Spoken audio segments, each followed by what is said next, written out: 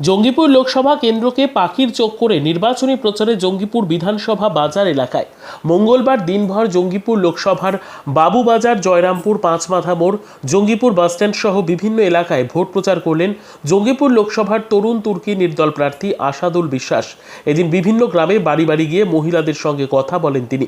বিভিন্ন অভাব অভিযোগের কথা শুনেন ও সমাধান করার আশ্বাস দেন জনসাধারণকে। হাতে গোনা আর কয়েকটা দিন, যতই ভোটের দিনক্ষণ এগিয়ে আসছে ততটাই ভোট প্রচারে জোর দিচ্ছে নির্দলের আসাদুল বিশ্বাস। একদিকে প্রখর রোদ, অন্যদিকে বিরোধীদের প্রচার, সব কিছুকেই পেছনে ফেলে নির্দল প্রার্থী হয়েও ভোট প্রচারে এগিয়ে আসাদুল বিশ্বাস। তার দাবি, জঙ্গিপুর লোকসভার সাধারণ মানুষ দুহাত ভরে আশীর্বাদ করবেন। এদিন দিনভর ভোট প্রচারে ব্যাপক সাড়া লক্ষ্য করা যায় জঙ্গিপুর বিধানসভা এলাকায়।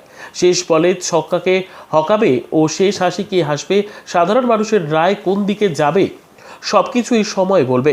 যদিও প্রচারে পিছিয়ে নেই নির্দল প্রার্থী আসাদুল বিশ্বাস।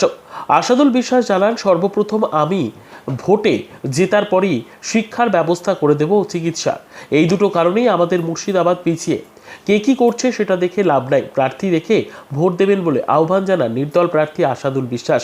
জঙ্গিপুরবাসী আমাকে জোরহাত করে আশীর্বাদ করেছে, তাদের আশীর্বাদে আমি আগে যাচ্ছি ও আগামী দিনে তাদের পাশে থাকব। ব্যুরো রিপোর্ট, দিনরাত স্টার নিউজ।